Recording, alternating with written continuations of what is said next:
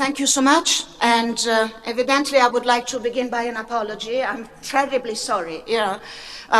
Normally, I mean, my manners are a little bit better than these, but life is what it is. So please accept my most heartfelt apologies. And also, it is indeed a pleasure to be here in this wonderful, wonderful setting. And evidently, I don't deserve to be here, first of all, for my very small scholarly merit, but I also have to make a coming out, I have to confess that, first of all, I'm not an atheist, and second, I believe I'm one of the most irrational and unreasonable people that ever walked the earth. So I hope that you're not going to throw me into the laguna, first of all for my bad manners, and second also for my manifest, how can I say, uncompliance with some of the requirements. At any rate, what I would like to talk about today, first of all, is the level of volume okay for the interpreters? Yeah, there is no echo? All right.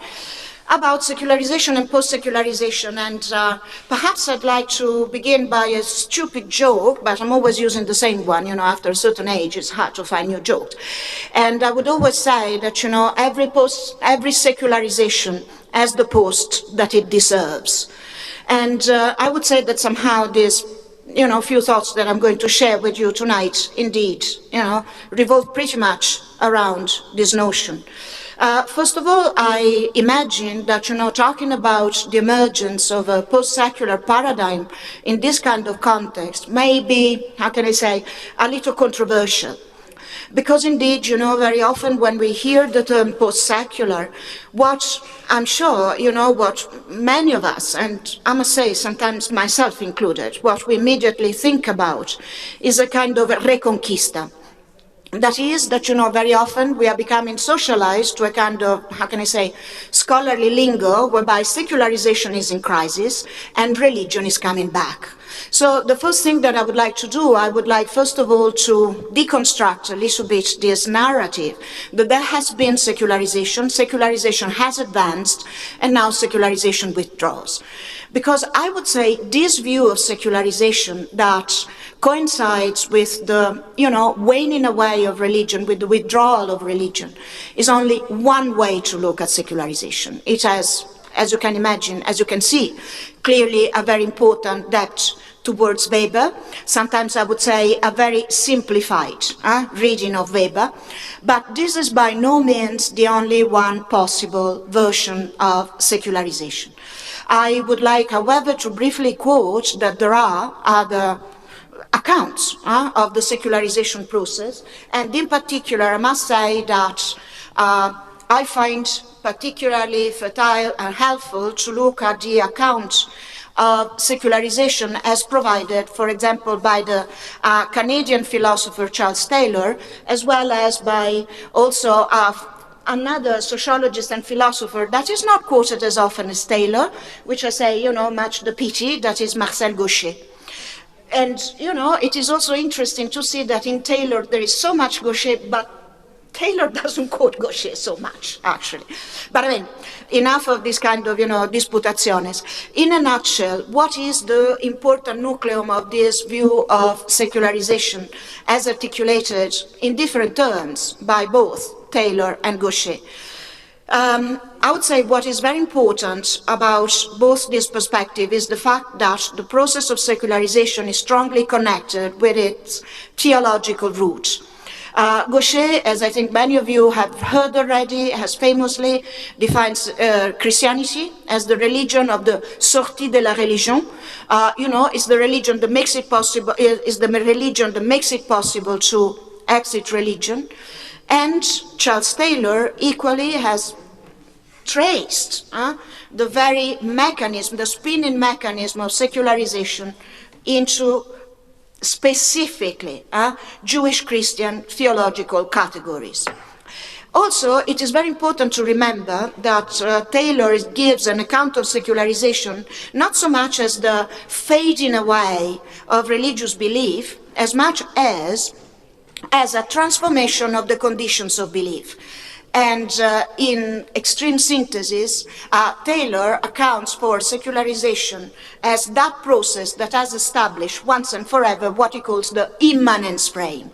That is, you know, what does the immanence frame mean? It means that especially as far as the explanation of natural phenomena, physical phenomena, evidently religion is no longer the source of inspiration. That is, in order to know what time is it tomorrow, we use meteorology. We do not choose any longer, you know, looking to religious and so forth, to religion and so for a number of other aspects. On the other hand, religion is transformed by secularization. It's not simply, how can I say, killed by secularization. Because in fact, once the immanence frame is affirmed, religion becomes a reflexive, autonomous choice. And I would say this is particularly important because it helps us to see that religious belief is not the alternative to modernity, but can be considered as part and parcel of the modern condition.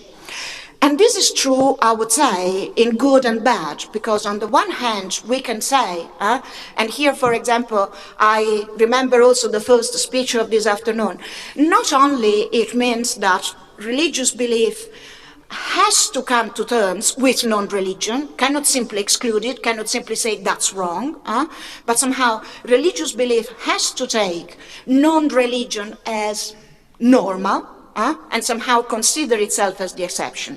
So on the one hand, this account of the transformation of religion seems to strengthen the possibility of a truly liberal, pluralist society.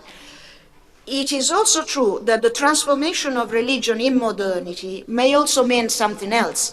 That is also a way to explain why religion is appearing today in such a virulent way, you know, and also why fundamentalism is not a remnant of the past, is not a relic of tradition. That is, fundamentalists are not traditional, they are profoundly modern because they share with modernity the, how can I say, the aspiration to a refoundation of the political and social order. So, as you can see, you know, these transformations of religion in modernity may, how can I say, bring good news and bad news. Now, about post-secularization. Evidently, here I'm looking at the phenomenon of post-secularization from the point of view of what is my disciplinary interest, that is, that of a person that is trying to pay her bills by teaching political theory, which is somehow, you know, what is in this somehow strange name, social foundation. Evidently, why has it become important to speak about post-secularization? One, on the other hand, because we have seen that religion, instead of disappearing from the scene of world politics, in the last quarter of the century at least, has come back, and has come back forcefully. And here we can see, you know, a variety of phenomena, not all of them, how can I say, particularly pleasant. I would like to quote one that, in my opinion, is particularly meaningful. Consider, for example, of the developments of the Indian context. Because if you consider now the Indian fight for independence that happened in the name of nation, Nehru, now with the, how can I say, idea of a secular India that didn't mean the expulsion of religious belief, but at any rate the construction of a strong national identity. Very well, you know, now the notion of Indian national identity has been basically hijacked by a phenomenon that I think is correct to define as Indo-fascism, such as that as the politics of saffronization. But I could quote other context, I could quote even the context of Israel, but I mean, I'm sure that here there are people, you know, that have much more competence than I to describe this kind of phenomena. So here somehow, you know, political theory has been forced to cope with facts. But somehow those facts have also forced political theory, and in particular I would say liberal political theory, to rethink some of its categories. And why? Also under the point of view of inclusivity. That is, somehow we can see that even, how can I say, the most aggressive European view of secularism that normally we always identify in good and bad, and sometimes even very roughly, with the French laïcité, stemmed from the need to include citizens that were either belonging to the religious minorities or citizens that were non-believers but that still found themselves in the condition of being a minority. So the extreme neutrality of the state was a way to protect those citizens from the interference of one majoritarian confession. Evidently, today, we find ourselves, especially now, let's limit the analysis to our Western public spheres, we find ourselves in a very different context. And evidently, this is, an affirmation that I'm making. I mean, it's a statement that I'm making. And evidently, I'm also taking responsibility for that. I am profoundly convinced by those like Habermas, Mendieta, many political theorists that surely you're familiar with, that would argue that today, this stark separation between not so much church and state as much as what is considered religious and what is considered political is not working any longer as a way of inclusion, but very often it works as a way of exclusion. Exclusion of whom? Well, and here is the problem. Probably, of all those citizens whose background, even their religious background, does not necessarily fit into the framework of the Jewish Christian theological route.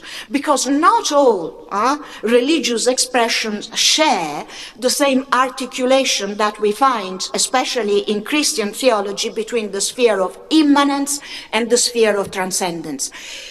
For many other traditions, it is hard to define what is immanent and what is transcendent. For example, I was forced by circumstances to, sorry for the biography detail, but, I was forced by circumstances to spend quite some time in China, and there, I could see very vividly, in a way that you don't get from books, that it is very hard, for example, to separate some kind of Confucian practice or Taoist practices between what is religious and what is political. And how is it possible, therefore, to articulate the respective places? So once again, I would say, where does this leave us? As I said before, every secularization has the post-secularization it deserves. Evidently, if we stick to this sociological account of secularization as merely the fading away of religion, a kind of zero-sum mechanism whereby the more that rationalism and enlightenment advance, the more religion has to withdraw. Evidently, when we are now confronted with the vitality of religious beliefs worldwide, the only way that we have to explain this phenomenon is indeed in terms of a reconquista. So evidently, we have to agree with the diagnosis, secularization has failed, and now there is the La Revanche de Dieu, has very famously, the great scholar of international relations, Gilles Kepel, wrote already more than 20 years ago. But actually, if instead we adopt this other view of secularization, that, as I'm saying, it isn't as though Taylor and Gaucher's view of secularization solves every problem, because on the contrary, it also reminds us of possible, how can I say, dangerous inclination of religious practices and belief within public sphere. But at any rate, I would say we have a sharper instrument to think about the possibility of constructing democratic public spheres that can be genuinely pluralistic. This is a very different notion of post-secularism than those views of post-secular society that simply, how can I say, imply a failure, that imply the failure of the project of secularization, that also imply the failure of the project of the liberal state. Here, for example, I know that there are many philosophers of right in this room, so perhaps I'm doing something very unwise because I might, stick my hands into a beehive, but here evidently my mind runs to the famous how can I say, debate around Birkenförder's position that the liberal state lacks foundations. I would say, again, that a richer conception of secularization that does not discard but takes seriously the theological roots should not be feared, because it doesn't open the door, let's say, it doesn't usher, it doesn't channel simply a redistribution of the public space, but on the contrary, I would say would teach us a very important lesson of what I would call epistemological modesty. What does it mean, this kind of epistemological modesty? It means that it teaches, especially us, in Western context, to be a little bit epistemologically humble, which helps us from falling into the trap of constructing essentialization, whereby the West is rational and secular, and the non-West instead is irrational and religious. Because evidently, nobody has to gain. From a zero-sum conception of secularization, the only possibility is to think of the future of democratic public spaces in terms of winners and losers. Well, instead, the point that I would like to make is that in the quest for pluralism, everyone has to win. Everybody loses a bit, but also everybody wins a bit. And I would say, what does it mean concretely? Evidently, it also means that in our Western public sphere, it is necessary to set in motion a series of mechanisms that do not pertain solely to the sphere of the legal production. I remember that in the first part of this afternoon, it has been rightly so recalled how important it is to maintain a framework that firmly defends individual rights, the rights of the individual conscience, included the right of non-believing, included also the right to apostasy, all the rest. At the same time, within the framework, the strong legal framework, I would say there are a number of other, how can I say, practices that can be enacted, and there are also a number of other creative practices that could be thought so as to promote, indeed, mutual knowledge, and especially to promote dialogues. And here, I'm not referring simply to the, how can I say, somehow adulterated view of interreligious dialogues, but I mean profound dialogue, public spheres in which citizens could engage in meaningful conversation about the respective foundations, both in religious and non-religious terms. And now I can see that my time is over, but I think that more or less the main point was made. And once again, my apology for missing the first part.